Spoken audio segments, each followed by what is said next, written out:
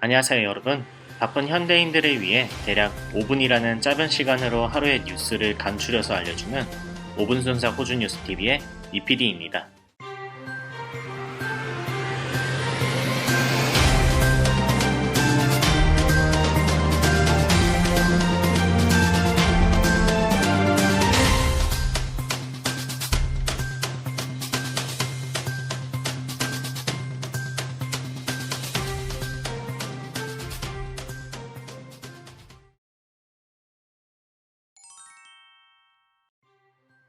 첫 번째 소식입니다.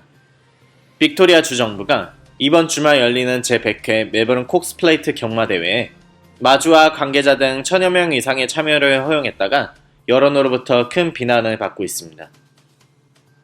지난 주말 봉쇄 조치 완화를 발표하며 모든 규제 완화에 한 발짝 다가갔지만 여전히 여러 가지의 규제 사항이 남아 봉쇄 조치가 이어지고 있는 가운데 이번 주말 멜번 경마대회에 1000명 이상의 참여를 주정부가 허용한다는 소식이 전해지자 빅토리아주 시민들의 비난이 이어졌습니다.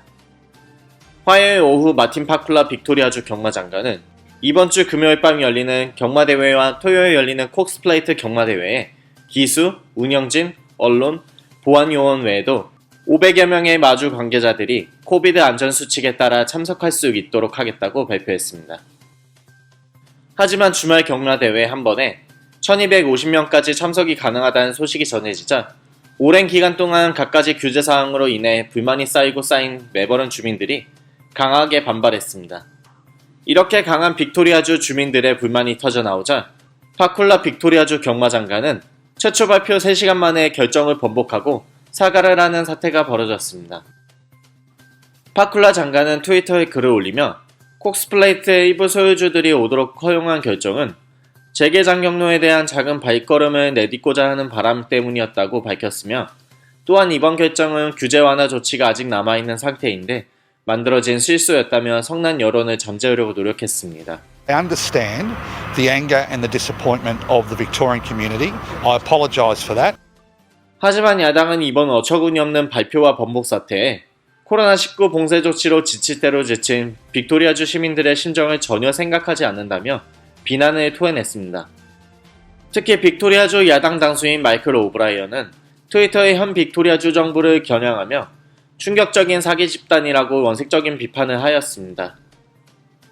현재 빅토리아주 강요권에는 4가지 이유 이외에 매출을 금하고 있으며 장례식이나 결혼식 등의 공식적인 모임도 10명의 인원수 제한을 하고 있기 때문에 이번 빅토리아주 시민들의 주정부에 대한 분노는 쉽게 가라앉지 않을 것으로 보입니다.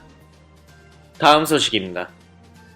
이번 주부터 봉쇄 조치가 일부 완화된 가운데 지속적인 낮은 신규 감염 건수로 인해 11월 2일부터 예정했던 봉쇄 조치 추가 완화가 앞당겨질 수도 있을 것으로 보입니다.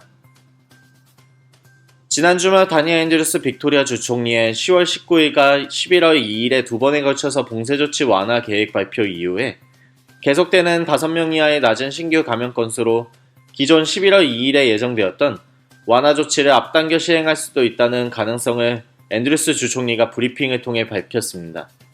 And possibly bring forward some of those changes that were slated for November the 1st. 앤드루스 주총리는 현재의 성공적인 방역이 이어진다면 그동안에 고생했던 모든 이들의 노력으로 신규 확진자 0명을 기록할 수도 있다고 말하였습니다.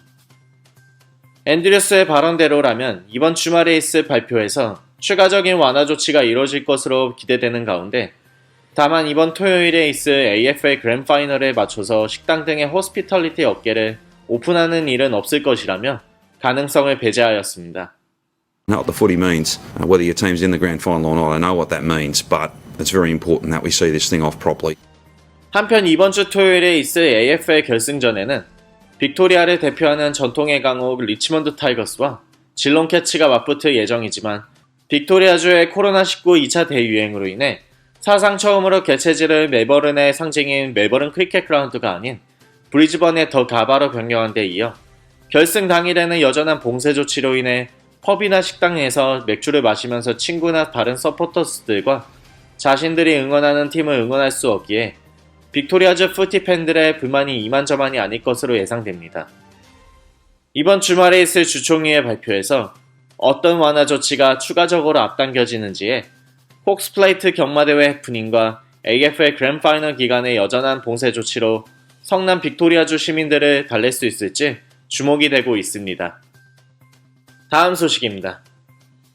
퀸즐랜드 주총선 선거운동이 진행되고 있는 가운데 뎁 프랭클링턴 자유당 후보가 청소년 야간 통행 금지를 시범적으로 시행하겠다는 공약을 내걸었습니다.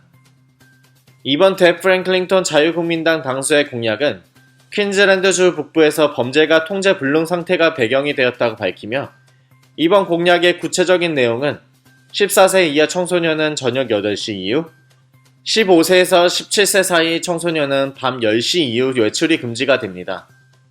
또한 경찰은 야간 통행 금지를 위반하는 청소년을 억류할 권한을 갖게 되며 부모는 자녀가 통행 금지 위반으로 억류될 때마다 $250 벌금을 부과받게 되는 공약입니다. 그녀에 의하면 최근 타운스빌에서 범죄 증가가 통제불능 상태로 강도 사건이 162% 늘었고 차량의 불법 사용은 100%, 무담 침입은 거의 100%, 폭행은 거의 50% 증가하였다고 밝히며 자신의 공약에 힘을 보탰습니다. 한편 노동당의 아나스타샤 팔라시에 후보와 자유국민당의 뎁 프랭클링턴 두 여성 후보가 맞붙는 퀸즐랜드 주총선은 오는 10월 30일 토요일에 실시됩니다.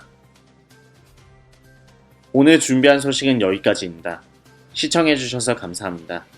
안녕.